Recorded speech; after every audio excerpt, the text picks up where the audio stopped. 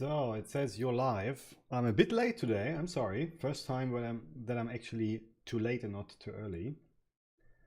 But I don't think we care about 1 minute more or less. So hi everyone, welcome to another live session. I think it's the fourth one. I'm not sure. So let's start with a quick rundown of what happened since last time. Not too much. I mean, it was a lot of work for me, but always looks less exciting from outside. So what has changed mostly is new videos. So last time was about the 30th, so roughly. So those here should be new. So the mostly what I was concentrating currently on is the flip videos. So as you can see, a lot of them that I re-recorded are from the flip chapter. I actually waited to update the flip chapter, and that is because as we've seen, the new flip system is in already, and I think it will improve with the next version. So I was kind of hesitant to re-record old videos, knowing that 6 months later they will be obsolete anyway. But now, you know, it's not clear when Houdini 20 will drop. My theory is not before June. And this is why I decided, okay, at least I want to update the older videos.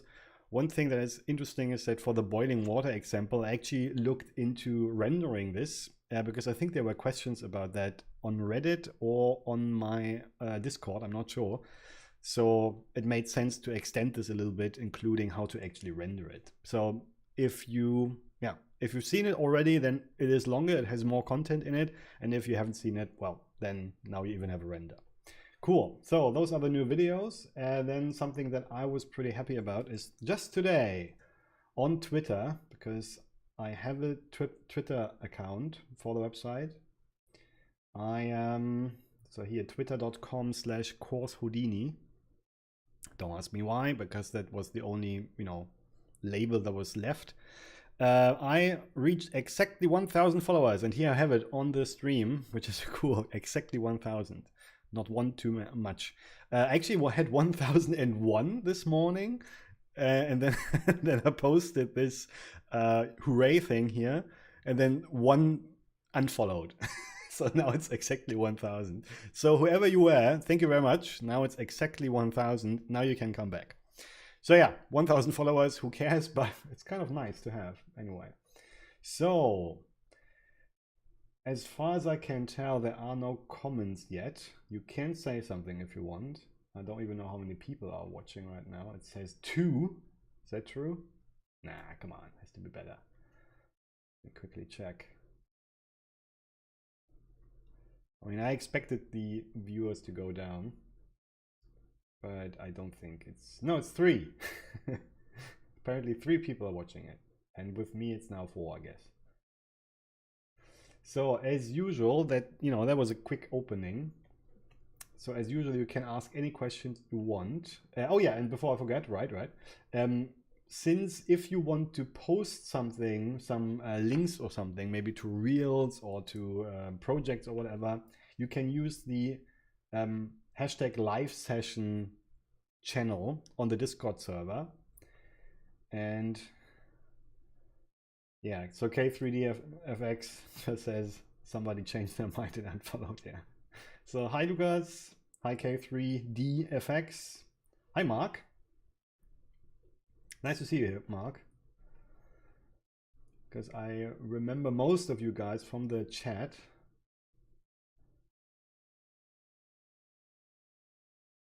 Yeah, maybe I should do the add everyone on Discord, but to be honest, I'm not a massive fan of spamming people.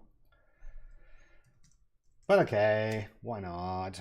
On the live session, Q&A is live. Feel free to join.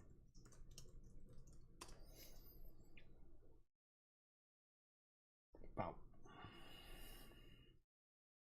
Okay, now I did it. Let's see how many people will hate me after this and tell me I should never do this again.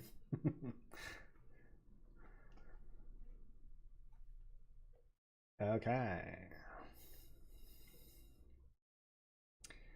So, as usual, I didn't have the time to prepare anything because next week I'm actually starting on a job. So I wanted to, don't stress myself out too much this week.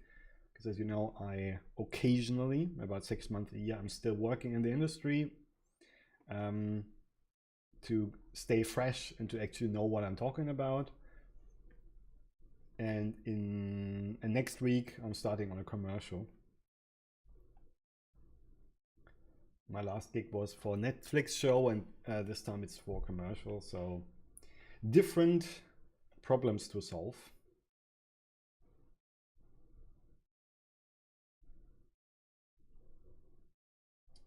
So we have 5 watching, including myself.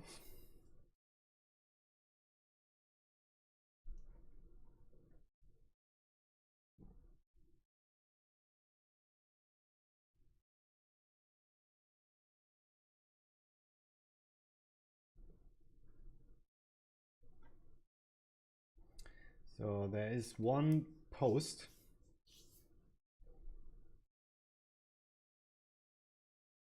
Yeah, all right.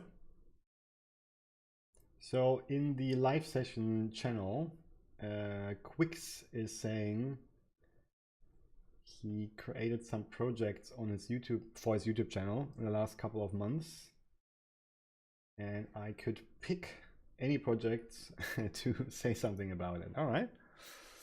So I think, didn't we see that before? No, it's, oh no, right. Last time we didn't talk about those projects. I mean, those are, small shots. There are things to say about it. Wonder which one I should start with. Okay, let me start with this one. So what's good, first of all, but I mean, at this point, I think everybody got that.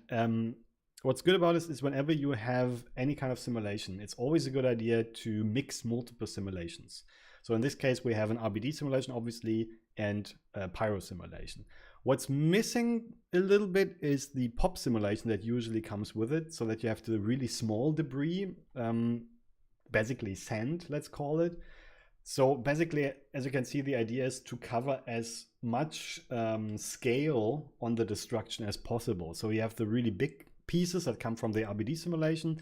Then you have the small pieces like sand, let's call it, or debris, which, by the way, you can do multiple levels of as well. So you could emit tiny pieces that are actually not part of the RBD simulation, and you copy them on a pop simulation. And on top, you do a second pop or debris simulation that feels like sand. So you can, have multiple debris simulations. And then, of course, the smoke on top to create dust, basically, which is basically super tiny particles that are so small that they float around.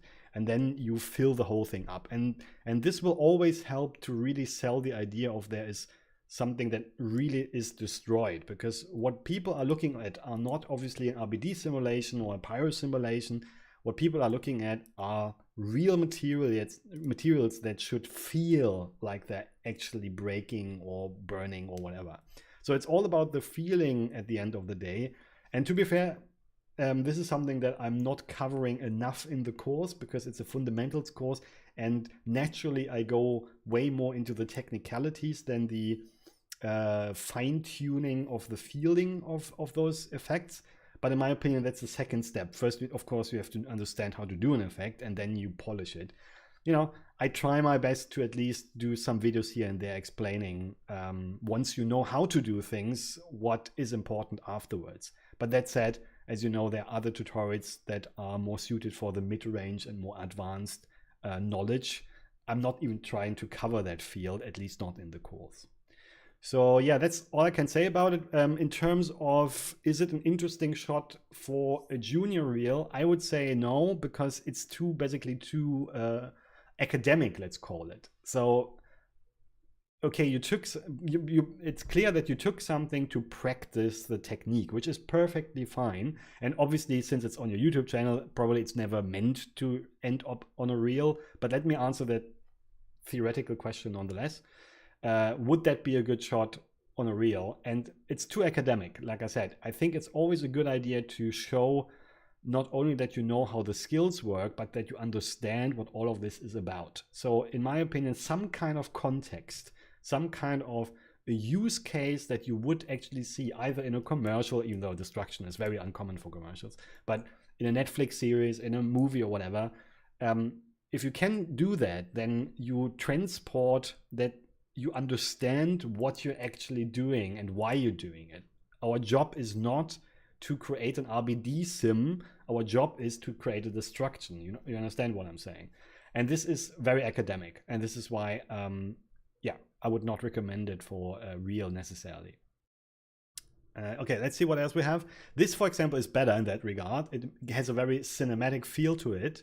And yeah, and one thing I want to make clear, because I said this last time, I was concentrating a little bit too much as an, when I watched the stuff again that I said, and you know how it is when you say something, then you think about it and then you partly regret what you said.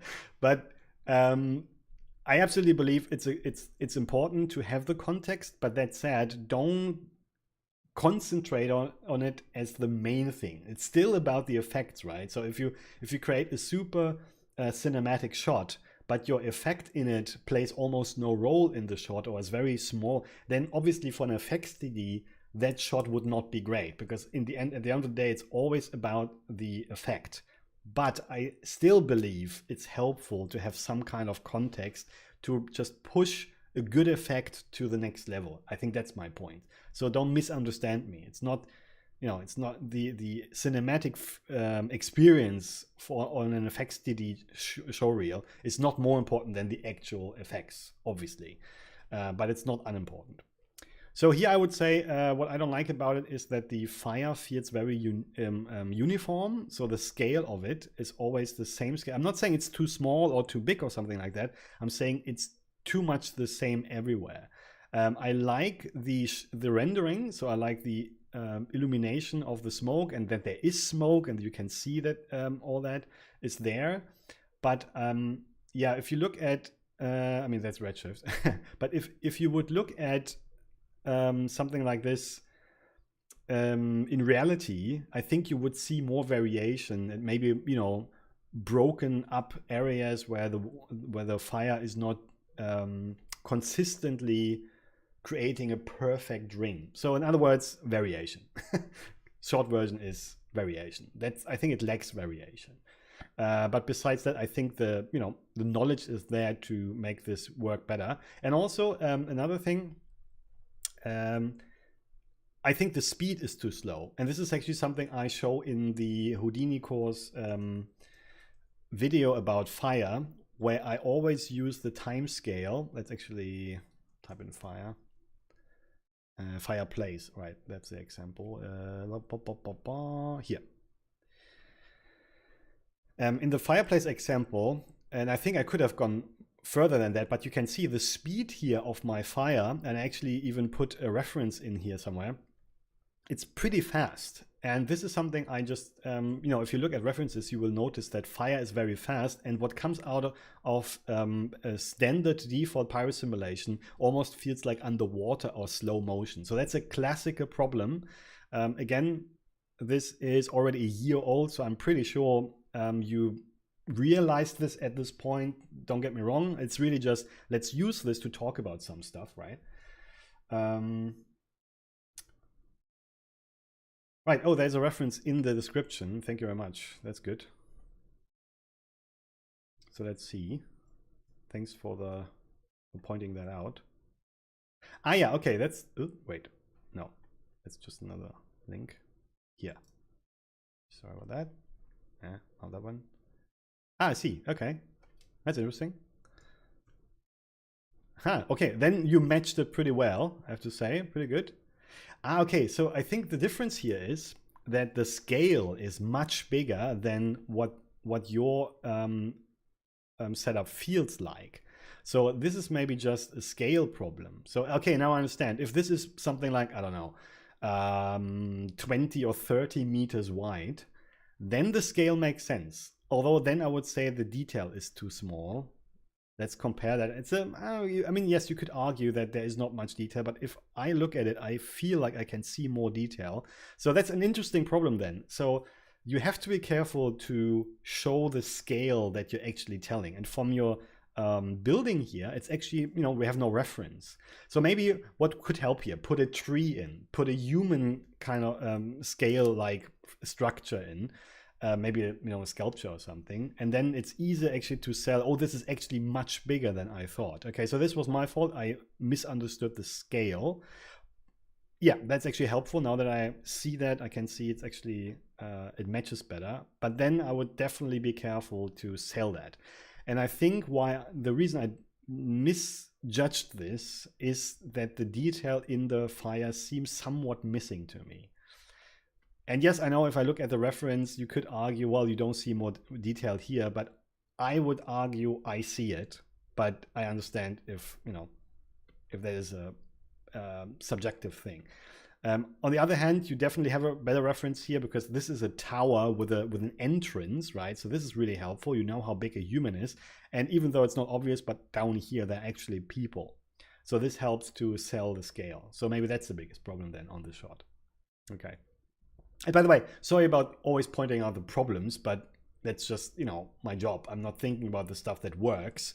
This is great. When it works, there's no need to think about it. But I'm always looking on my own work as well. The first thing I'm looking for is what is not working. This is very nice. I like it. I like the detail of it. Yeah.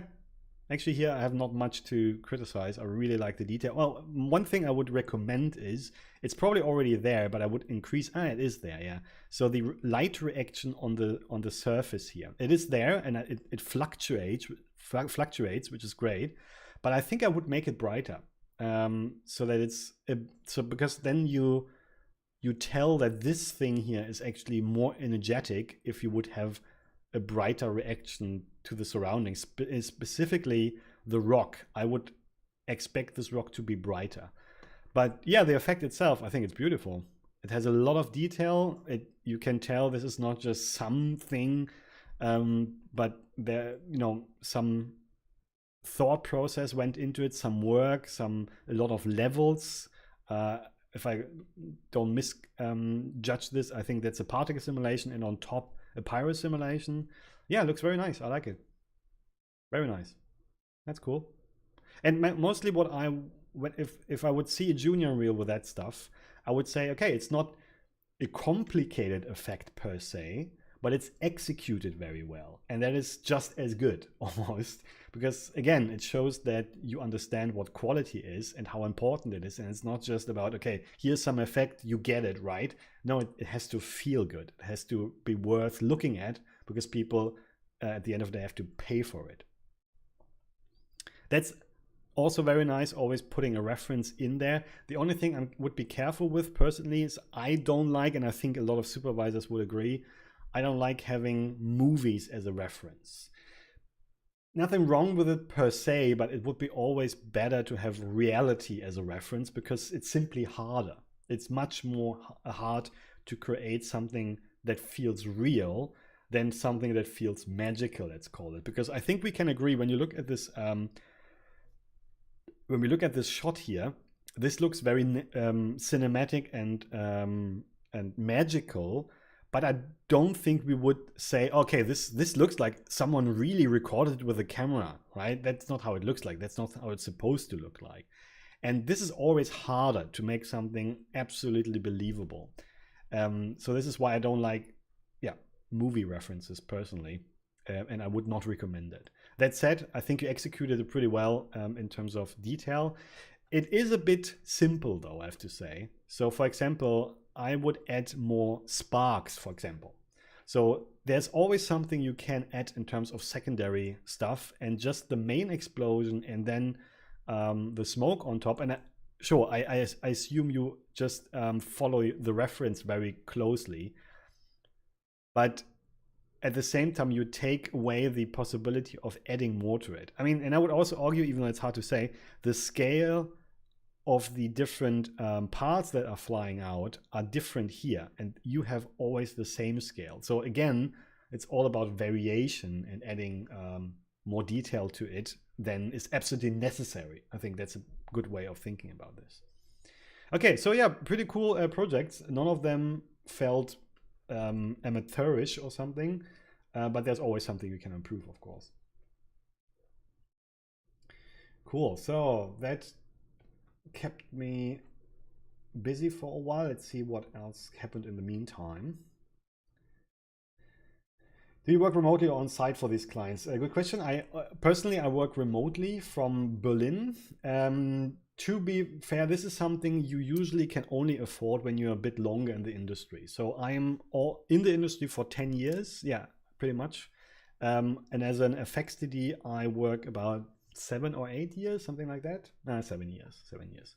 And that's the point where you can call yourself a senior, and officially I'm a senior. And that's where you basically also know people from the industry. They trust you. So for example, when I joined the studio that I'm working in right now, I met a lot of people that I already knew. The producer I already knew from another gig, from another company. So it's much easier to get remote jobs if you're already known in the industry. I'm saying that because a lot of beginners have this understandable hope that they could start remote right away, and I would not recommend trying that, because first of all, you learn more when you're actually in the place, because things like communication happens accidentally. It doesn't happen only when you look for communication, and that's very valuable as a beginner when I'm just looking at a screen of a junior and can just give my feedback without the junior asking for it. And you also get a more personal contact with people, and I still, those friendships I have in the industry are still based on those moments where we were, at 10 o'clock at night in the room, and we're, joking around and laughing about stupid things because we were so stressed about the job that was the best way of, releasing the tension. And these moments you don't have remotely. So, and I wouldn't want to miss those parts, so the personal contact to other artists. And this is why I would highly recommend starting the first couple of years not remotely, but you can make it your goal, right? That's totally fine. It was my goal as well, right? But in the beginning, it's very valuable to actually be in the studios. Do you think them? Actually, I have to make sure that the questions are actually in the banner below. Do you think about here? That's a good question. As usual, I do not like to make predictions because I think predictions are a very easy way of sounding like you know what you're talking about, when in reality, predictions are the most idiotic thing you can do. So anyone who makes predictions, I would recommend taking that person with a grain of salt, because nobody knows the future. And I noticed 99% of everyone who makes predictions, the predictions are wrong. And that includes myself. Whenever I made predictions, they were wrong. So I don't like to make predictions, but this is, what do I think about what will be in Houdini 20? I think there will be more than just improvements, because first of all, I think they started a couple of things in the last couple of years, like USD mainly, that kind of opens up to a lot of more possibilities, partly, for example, the viewport. I think one reason why the viewport in Houdini is so crap is that they realized that basically they're running on a dead end pipeline basically for it. So what I mean by that is, if you switch your render system to USD and you have basically anyway created a viewport for USD already, then there is no point in developing your old viewport on top. That makes no sense. It's a waste of time. So what I think will happen is that the USD infrastructure, which might actually be non-transparent to you, so I mean you might not even realize that there's USD in the background, will have big effects on the overall software. That's my prediction.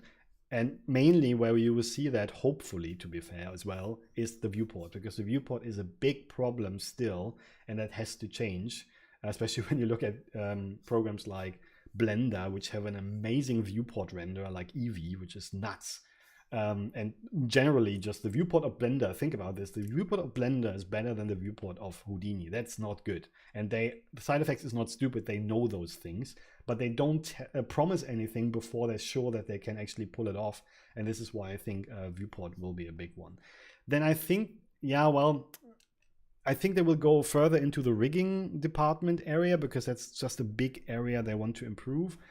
Besides that, I'm not sure. I think Flip will go further in the direction they already went. That's for sure. But besides that, I'm not sure. I would predict that they understand that AI is a big topic. So I could imagine that they will integrate a first version of some kind of AI guided system, because basically you can do anything with AI. And I think what they will try, or what at least, I would do research on, and I'm sure they do, is how can you make the everyday workflow easier by somehow integrating AI. So these things I would predict will happen with Houdini 20, but honestly, I have no idea. I have not a clue. I just hope that I don't have to re-record too many videos. That's always my biggest fear, which is, contradicting, because I want Houdini to improve as much as possible. But at the same time, if it improves too much, then it means unbelievable amounts of work for me. So yeah, we'll see. That's all I can say about it. So yeah, I'm not looking forward to Houdini 20 because there's more stuff to learn, says Mark. I understand. I kind of feel the same. That said, like we talked about before, I think, keep in mind, you do not have to know all the latest technology. You do not have to know everything in Houdini.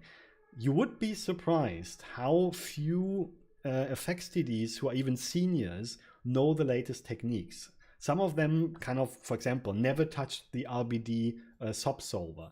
And last time there was the question if it's used. Yes, it is used, but it doesn't mean it's exclusively used. Like I always say, if you give a problem to 10 different Houdini artists, you get 10 different solutions, and some still work the very old school way, and some go with the very new stuff. You will see both. And it's actually surprising how few FXTDs know the latest techniques. So that means for you, nobody expects you to know the latest techniques.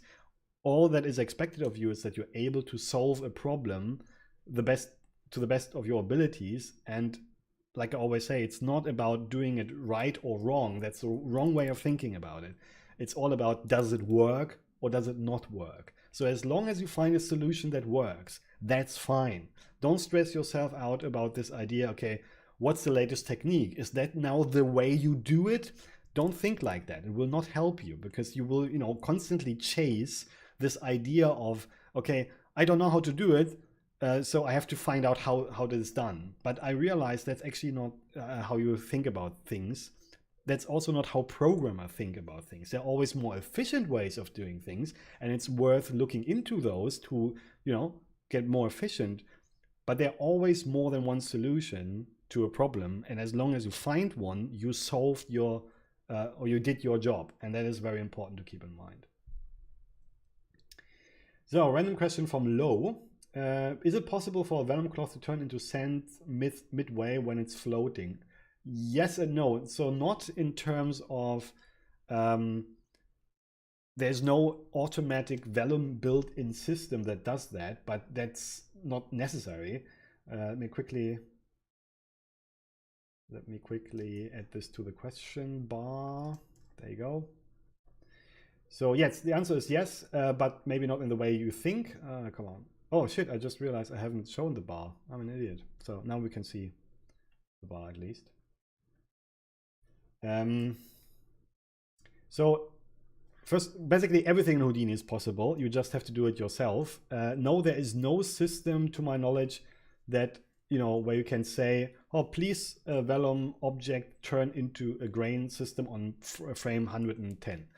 There's no system like that, but that doesn't mean anything because you can always do that. And the way I would do it is basically just simulate the cloth to, well, okay, probably you don't want a sudden switch. You want it to turn into dust, but basically that's just a combination of the scent effect that we looked at, and the vellum simulation. So I would probably do this in 2 steps. First, the vellum simulation, and then the vellum gets deleted during the simulation. That should be relatively straightforward because that should just work by deleting points with a infection system, for example. And then you read out where that happened and feed it into a pop simulation so that wherever the vellum disappeared, new particles will emit. So very similar to the disintegration pop simulation video in the course. So that's how I would probably do it. So hi Christian, you are working 6 months a year, right? Yes, Martin asks, yes, I'm only working 6 months a year roughly, sometimes more, sometimes less. Because yeah, it's just too stressful for me. I don't want to, and I want my freedom to be able to, you know, say, this week I don't feel like working, so I'm not doing it. So this is why I chose go more into the teaching area, because it gives me more freedom and more flexibility. Is it possible to make some money with creating and selling HDAs? Good question. I was wondering this myself. I would actually say no. And the reason is that you would need, first of all, the Houdini people tend to be tinkerers. So personally, I would never buy an HDA. Well, no, that's not true. I would buy an HDA, but most of the time I would rather not, but rather figure it out myself, especially in the beginning. So I think you will find people buying it, sure, but I think the market is too small to be worth it. To be fair, I was thinking about this myself, but when I look at people who do that, they don't seem very successful. And as a counter example, the blender market is very big on here's a solution, you can buy it, and it actually makes good money as far as I can tell. But that is because the blender market is huge. You know, you have at least, I would say, 10 times more people that use Blender, if not maybe 100, than Houdini. And it's a different kind of person that uses it. So Blender has a wider variety of people, and a lot of them just want a tool that does the job, which is fine. So they grab something that is free, and then they're willing to pay money for a solution. But who's a Houdini user? Who uses Houdini? People who use Houdini want to use it as a tool to sell, mostly to sell their skills to someone. So it's very rare that you find someone that picks Houdini because he or she thinks that's a good, quick way to find a solution for my problem, because it's just too much work to use it. I hope this makes sense. So it's a different kind of mindset behind the people using those programs. And this is why I believe selling HDAs can be maybe a small side income, but it's not a reasonable business model. But, I can be wrong, right? That's just my theory after looking into this myself. There's a good chance I'm just, like I've been in the past, completely wrong. I'm not able to, I don't know the truth for everything. How do you deal with learning during your free time? Well, I just do it. It's just the first thing I would say about this. Actually, that's a good question. How do you deal with learning in your free time? First of all, I'm not good at learning when I'm in the job. So that's important to say maybe. So I'm just like everyone else. If I work 8 hours every day, okay, I have to go a step back. So first of all, when you're on the job, you learn a lot on the job, because every problem is new, or most problems are new anyway. So there's always a level of learning involved in working anyway. So that's the first thing. So then when I'm on a job, then I have actually a very hard time finding the time and patience to learn. So in this regards, I'm probably like most of you. And this is one of the reasons why I decided I don't want to work 12 months a year anymore, but I want to use at least a couple of months a year to to get better, so that I can then sell my knowledge for more money. So that's actually a concept I I followed very specifically. So this is not an accident.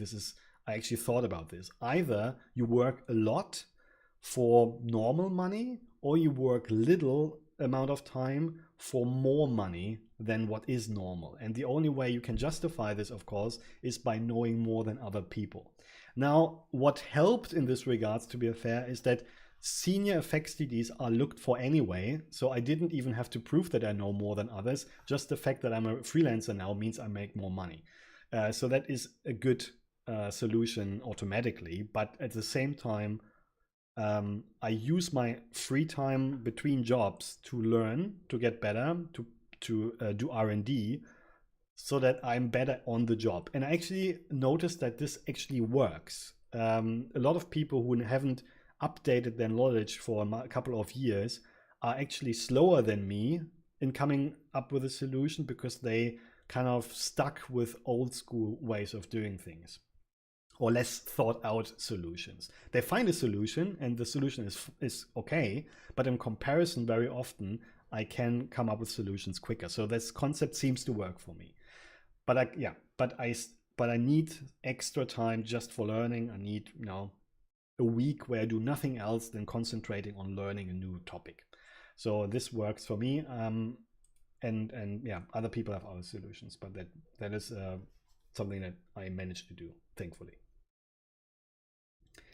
Don't you have to fear to miss some good projects? No, I don't care about this anymore. This is a bit of a harsh truth, but if you're long enough in the industry, and I understand that for a lot of people it's very important to have prestigious projects, and I was the same. But once you have had a couple of those, you realize it's not as important as it seems. I'm not saying it's completely unimportant. I would love to work on good projects again.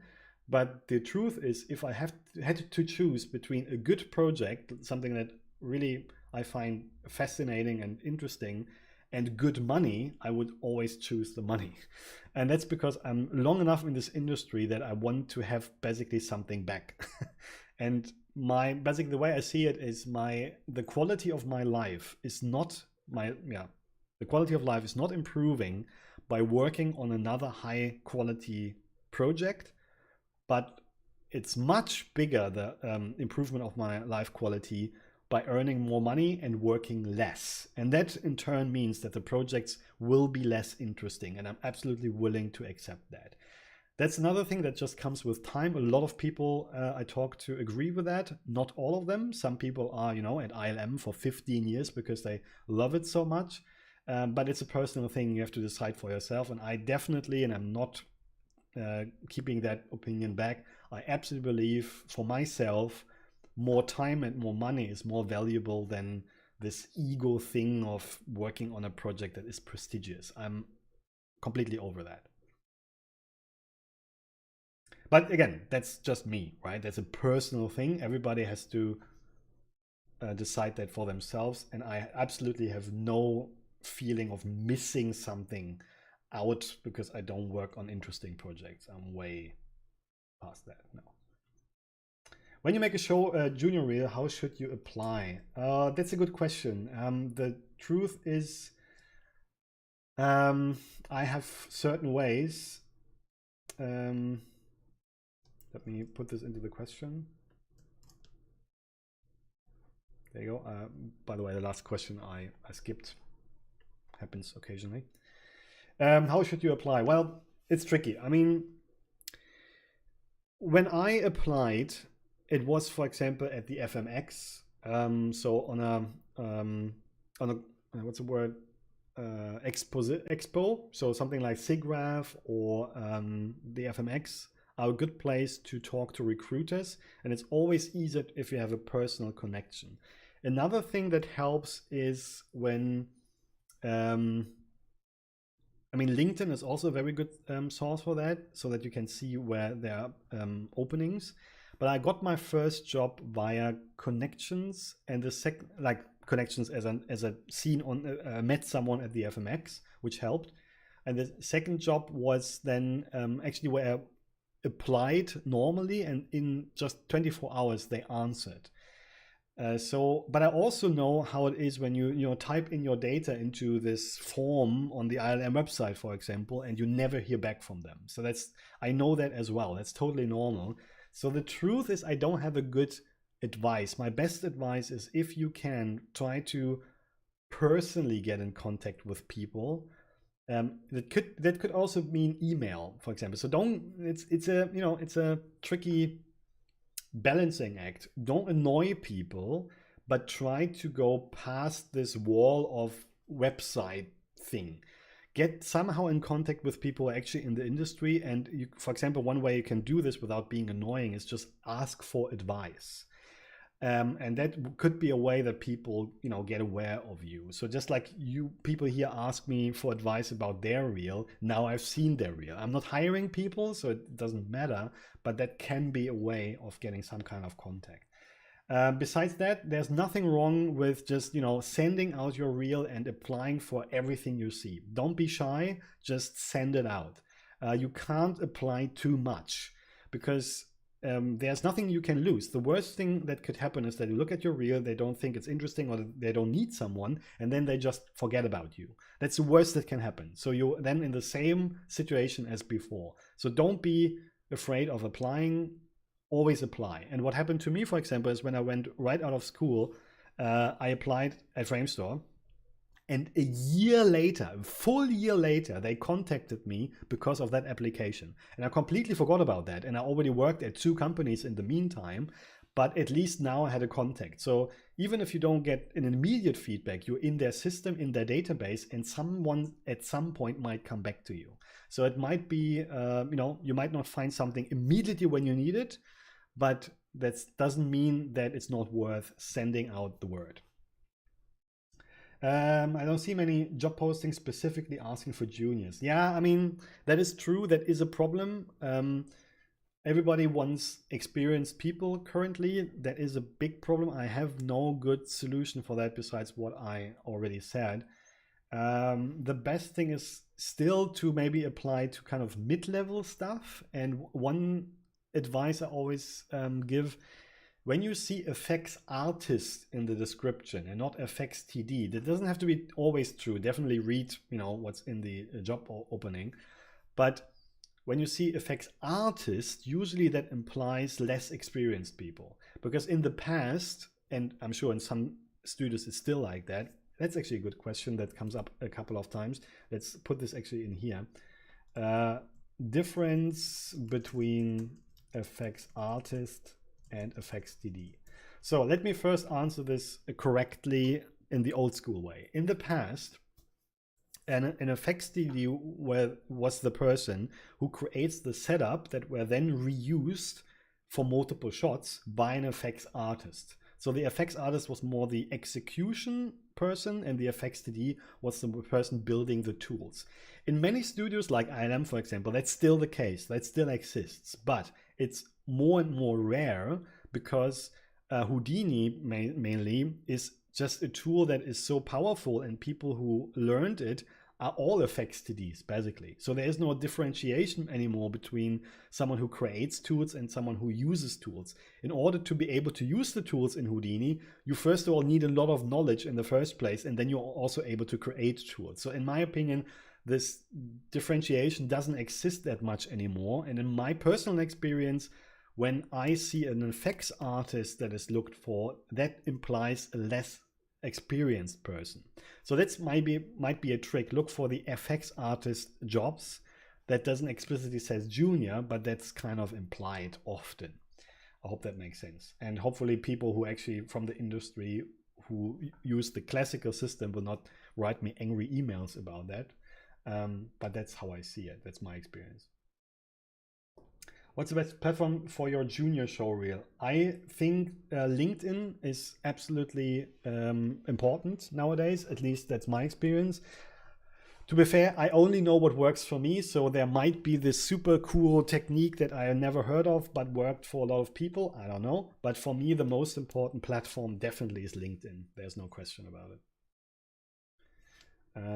Okay, that was yeah, okay. I answered it, and it's too late to put it into the bar down there. I do stuff on YouTube, and many people say I should do TikToks as well. Well, there was a discussion about this on Reddit the other day, and most people agreed that this is nonsense because what people argue is, oh, more people will see your stuff on TikTok and YouTube. That's correct, but that doesn't matter because who do you want it to see? Do you want, some 17-year-old to see that and applaud how cool it is and, and post it to their friends at school? Sure, if that's what you want, good luck, but that will not pay your bills. So keep in mind that what I always keep saying, when you want to do this professionally, remember there is a market, and what matters is not how many likes you get or how many people think your stuff is cool or if you go viral. That doesn't matter, because what matters is, will a potential buyer of your skills see it or not? And nothing wrong with, posting your stuff as much as possible, but that's not where it ends. You still have to go the classical ways of, hey, here's my show reel, and I'm, available as an FXTD. So this is basically, if the best thing I could say is this goes in tandem, but at the same time, I'm not even on TikTok. So this plays no role in my world. I don't understand it. And people who are working in the industry and are recruiting people, I think are more like me and less than a 70-year-old TikTok consumer. I hope that makes sense. Basically ask where the money is. And there is no money in being famous on TikTok. And yes, of course, I know that these are those weird stories of this one 70-year-old that was called by ILM, but who cares? That's one person of 10,000 in the world that applied in a normal way. So if you try to be that one particular special person, then good luck. Don't think that makes sense. I'm very old school in that way. This is an industry. The companies have certain needs. Apply in a normal way. Show them that you have the skills they need. Don't go for internet fame. I think that's all nonsense. I got told that if you see specifically they ask for like 3 years experience, it might be a bad look if you apply as a junior. Knowing it's yeah, I mean, I think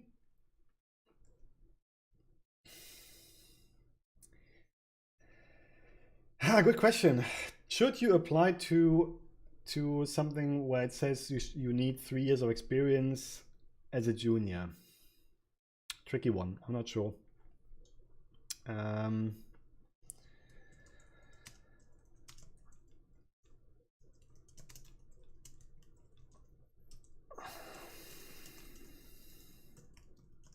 So I hope this question is reasonably, how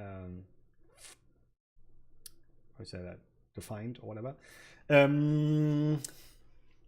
I would say if you have a good junior reel, I think it's worth it. If you have an less than average junior reel, then it's not a good idea. But basically, you need every way to be seen, and if that is the only thing you do, again, then you probably make a mistake. But as an additional option, so to say, why not? It's don't try just one way, try multiple ways. And yeah, I guess that's the best thing I can answer this with. Do I publish my property while learning as work in progress? No. That's a good question. No, because there's no point. The main argument here is, as long as you do not look for a job, why would you basically present yourself? I mean, depends what you mean. If you mean as a show reel, then I would say no. Because if they would, I mean, potentially if they could call you and then all of a sudden you have a job, but in reality, that's very unlikely. But if you mean showing stuff to the world, why not? It can't hurt. But there's a difference between showing your stuff and your portfolio. Those are not the same things. Careful with this idea that a portfolio is everything you ever did. It's not. If it's good enough that you would say it has a place on my show reel, sure. Post it somewhere, there's nothing wrong with people seeing it, but still put it in your show reel once you're done with it. So it's not either or. So, okay, I mean, I think the question is not should you do it, but does it hurt? No, it doesn't hurt. But it also, I don't think it's anything that will necessarily help you, because before you have packed this whole thing as a show reel and you're ready to be hired, don't waste your time with side battles. Basically, I think that's what I'm thinking about here. I would concentrate on making your reel, and while you're making it, make the best of it. And as soon as you waste time with, oh, let's see how many clicks I can get with this shot, I think you're just wasting valuable time. But then again, why not post it on your YouTube channel? There's nothing wrong with it. I hope that answers the question the best way I can.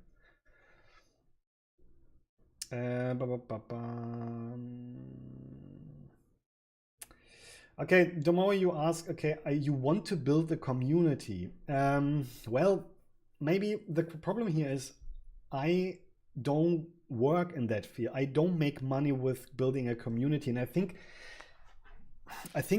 I'm coming from a world where you get hired by an employer, and there your internet fame doesn't matter at all. Let me form that into a question.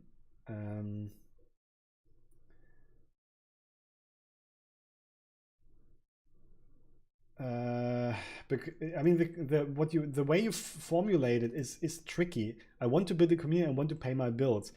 Those are two different things, in my opinion. So I think that's the mistake here, to think a community automatically means you make money from it. You don't. I mean, for example, the Houdini Blueprints project. I have a Twitter account with 1,500 people. It's worthless, completely, in terms of money, completely worthless. So I think this is a very modern way of thinking, that having a big followership automatically means you make money. No, unless you have an actual way of monetizing this, then the answer is no. Either someone pays you, or you have a following that is so big, like in the millions, that you can actually live off, I don't know, YouTube money. But this is a world that, first of all, I have no idea about. And second of all, there are very, very few people who manage to do that. Corridor Crew would be an example, but that's an absolute exception. Even the people who are very famous in the Houdini world, let's say, are not able to make enough money off the internet hype to pay their bills. And I think you have to be very careful about this idea that the internet will be able to afford you a living unless you concentrate on it. But then we're not talking about the same industry anymore. Then you're not working in the VFX industry. Corridor Crew does not work in the VFX industry, period, in my opinion. This is not the same thing. They work in the YouTube and content creator industry. They do not work in the VFX industry. And I can only answer questions about the VFX industry. If you want to be a content creator, then ask a YouTube influencer. And I don't understand anything about this, and this is not where I would personally make my money. So,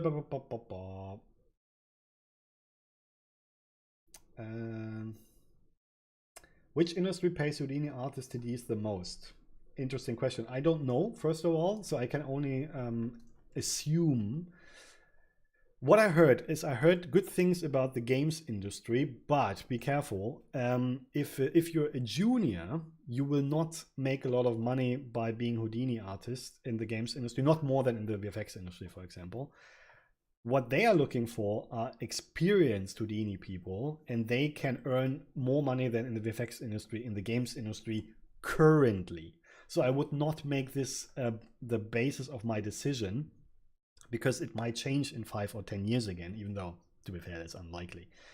So I think the better approach here is, okay, is in games something that interests me, and then go the whole way. So games, I think, is definitely a field where Houdini is up and coming, and therefore there are fewer people who are able to do that and have experience, and therefore they will find jobs. Potentially the whole motion design area, but I don't know enough about this, because I just heard that you can make a lot of money there because you're working with the end client more than in VFX. In VFX, you almost never work with the end client. You always have a studio in between, because it's always a team sport. You cannot basically do VFX projects by yourself. That's almost impossible. It needs too many people. But motion design is different. So if you're very good in motion design and you work with the end client, you can make a lot of money with Houdini knowledge. That's something I heard. Besides that, good question. Not sure. I think, yeah, I will think I keep it at that. And again, I don't know for sure. That's just my assumptions. I'm not working in the games industry. I'm not working in the motion design industry. I'm working in the VFX industry. So at the end of the day, I know jack shit about those two industries. So keep that with a grain of salt. I hate it when people pretend they know something they have no idea about. And the games industry and the motion design industry is something I don't know anything about. And I will keep repeating that. It's just that those are potentially two industries where Houdini is used and could be a field where you can work with this. Should I focus my learning very early on to match what they need? Yes, I mean, if you want to work in a particular industry, then of course concentrate on what this industry needs. Should I focus my learning very early on to match what my goal industry, let's call it, needs? And I would say yes, absolutely. If you want to work in commercials, because commercials pays very well, and that is important to you, then absolutely concentrate on projects for the commercial industry. If you want to work for movies, then absolutely concentrate on the stuff that is needed for movies. If you want to work in the motion design industry, then absolutely concentrate on motion design, because it's very simple. People who need your skill in their area will hire you for the skill in their area. There's not more to say about that. Obviously, yes, absolutely. Many people tell me Houdini is only used in movie industry. That's not true. But my partner does study in the industry of gaming, and I heard Houdini was used in gaming too. Yeah, basically I just answered that. Yes, Houdini is used more and more in the games industry, and there are fewer people in this industry because it's relatively new. But I would say you should then concentrate on that. And what comes with that, and maybe that's on top, if you are an effects DD in the games industry, and for some horrible reason the games industry calls effects VFX, this is one of my pet peeves. I absolutely hate this because it makes no sense whatsoever. And please, anyone who has contact with games people, tell them it makes no sense to call effects VFX. Visual effects is a term that has a meaning, and it has a meaning for 50 years now. Changing that meaning is just extremely confusing, and it makes no sense. It's outright wrong, and I refuse to accept that the same term means two completely different things in different industries that are close to each other. I cannot accept that. That's nonsense. So I keep calling it real-time effects because that's what it is. So real-time effects, when you want to be an effects artist or TD in the real-time world, then just learning Houdini is not enough, because most of the effects in the games industry is still done in the engine for all kinds of reasons. First, it's much faster, it's real-time, guess what? And also it needs way less, when it's procedurally generated at runtime and not saved on disk, then obviously the disk space is way less that you need. And also the third thing is interaction with the player or the environment is much easier if you do the effects in engine. So the vast majority of effects are still done in the engine. And on top of that, for certain things, Houdini is heavily used for things basically that are not possible in the engine. So in my opinion, from the little knowledge I have, it makes sense if you learn Houdini to also learn the basics at least of real-time effects like a normal real-time effects artist. Limiting yourself to Houdini, I think, is not a wise decision. Okay, but then again, I'm not from the games industry. Ask someone from the games industry. That's the best source of knowledge, not some random guy who's from the VFX industry. Is that true? Well, yeah, okay, so that was just about the last question. I want to make money with the work I do. I want to build a presence with my showreel. Yeah, okay, but I understand that. But that doesn't mean you have to be famous on TikTok. The two things are, two different things. But I don't have experience, so I thought about spending a lot of time in Houdini and trying to apply. Okay, wow, many questions here. Okay, I think I answered it mostly, so I think I will keep it at that. What do you think how AI will change the industry? Okay, of course that comes up sooner or later, and it is an important question. First of all, again, I don't know. And it's very important to say that. Too many people don't put this in front of their assumptions. I do not know. So don't quote me. I have not a clue how the future looks like. But if I would have to say what I think about it is, what we see right now is thankfully that in my opinion, AI for movie generation is slowing down, or for content creation, let's call it. Even though it doesn't seem like it, but it is slowing down already because people realize, like it's always with the hype. In the beginning, everybody assumes, okay, this can solve every problem that we throw at it. And then slowly, only after some time, they realize all the things that a technology is not capable of. And this is, by the way, something you should always look at first, what it's not capable of. And one massive problem right now is continuity.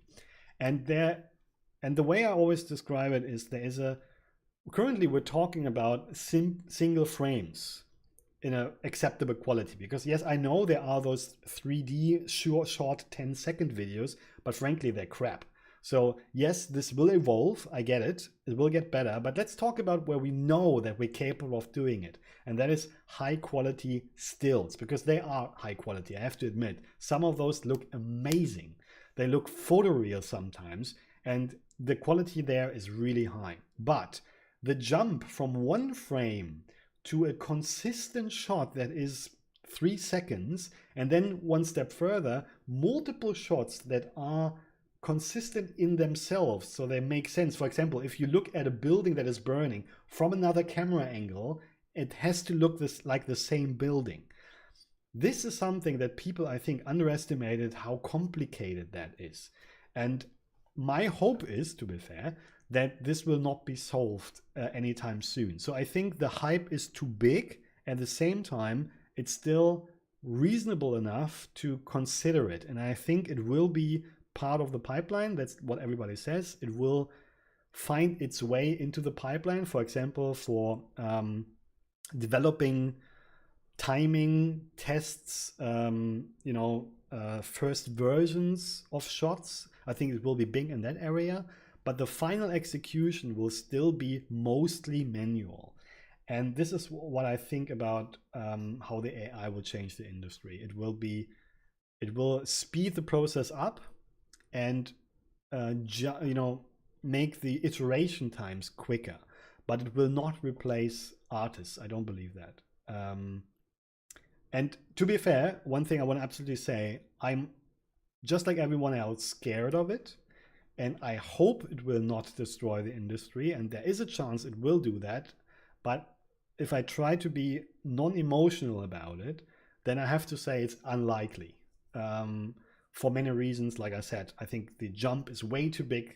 The assumption from where we are to what we're feared about is so massive that people completely underestimate that. Another reason is actually people that are concept artists say that a lot. What people misunderstand about concept art and movies as well is it's not about just creating something, right? And this is what AI is doing.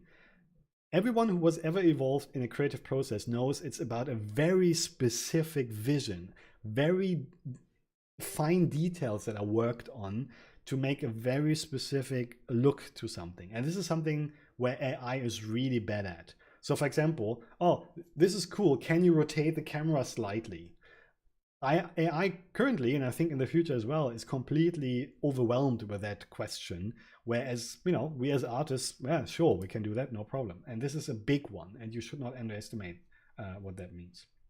Yeah, and then the third one, what was it? Yeah, another thing I noticed, which I looked at with joy, is I have the strong perception, which might be wrong, that a lot of people are not actually accepting AI as a source of their content.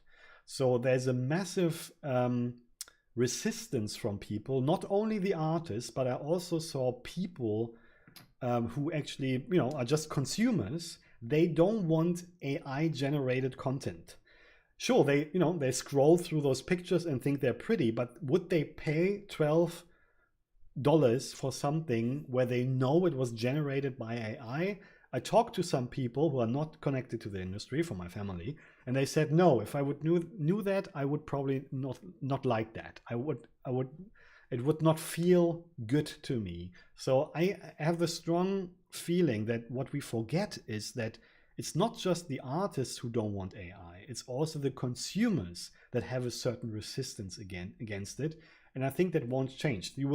There's always a difference between a real human as an actor and an artificial actor, for example. So we are capable already of creating artificial actors, but show me a famous artificial actor like they always predicted for years what will happen. They don't exist. Nobody cares. People want real humans and real emotions. And I think that's something that is overlooked in this discussion as well. Okay, then there's more about to say about this. Another thing, one more thing, because I was thinking about this a lot, obviously.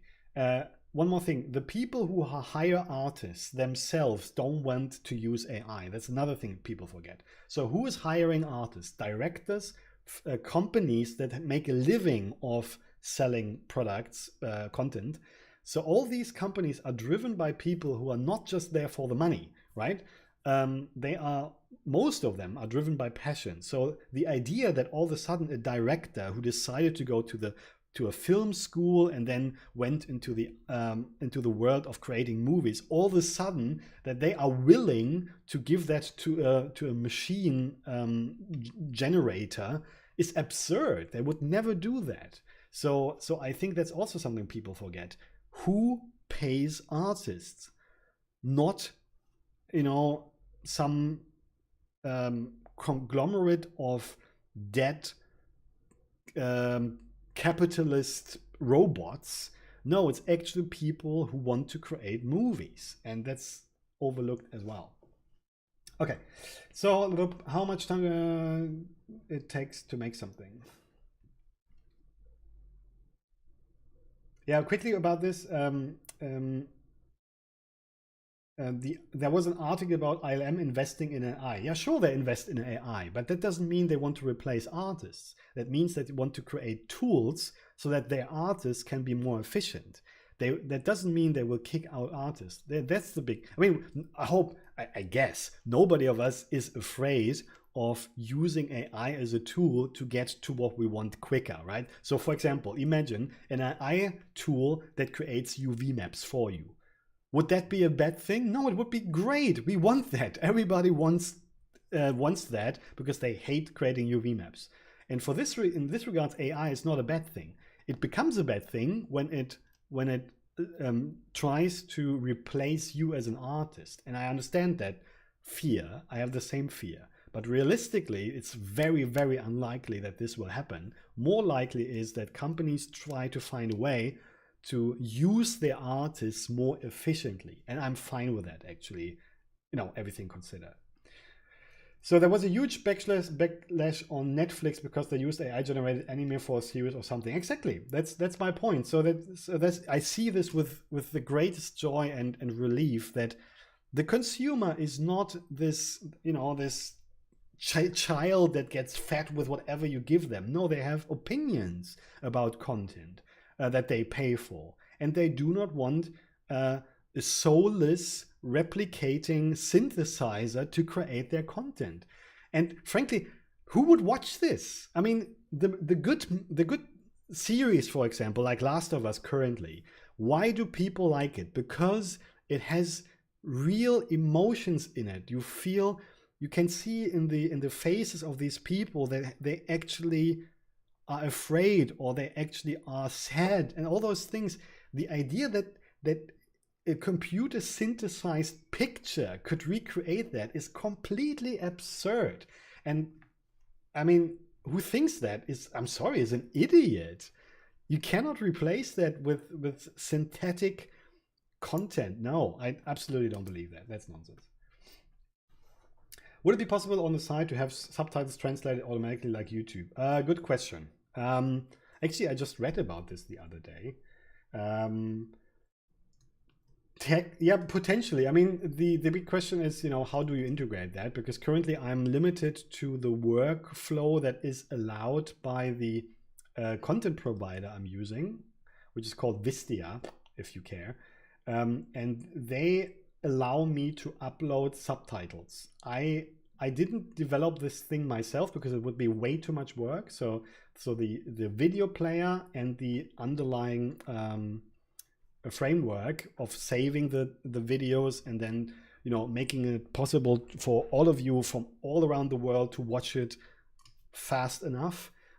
This is something I was looking to find a solution for weeks, and giving this to a company that's specialized in this is, you know, it's not the better solution. It is not optional. There is no alternative to this. I cannot create a worldwide video content delivering system just for my website. That's impossible. So I'm saying there is no way around using tools that other people developed for me as a one-man band. So that said, I do think they improve their systems, and I think as soon as it's viable, they will integrate that into their service. But before they do that, I cannot offer it. What I could try theoretically is I could upload multiple languages theoretically, but the problem with that is, and you know, generate them automatically, which I'm already doing with the subtitles currently.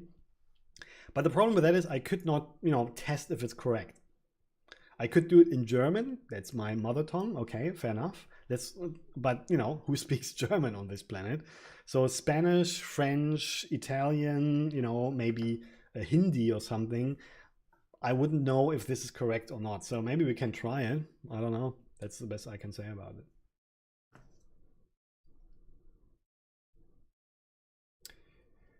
Okay, so we're past the 1 hour. So let's see if there's anything worth answering or looking at. Oh yeah, thanks, Mark. Mark is sharing this video here. Oh yeah, I remember that one. That was an interesting video. Thank you very much, Mark. That's a good one.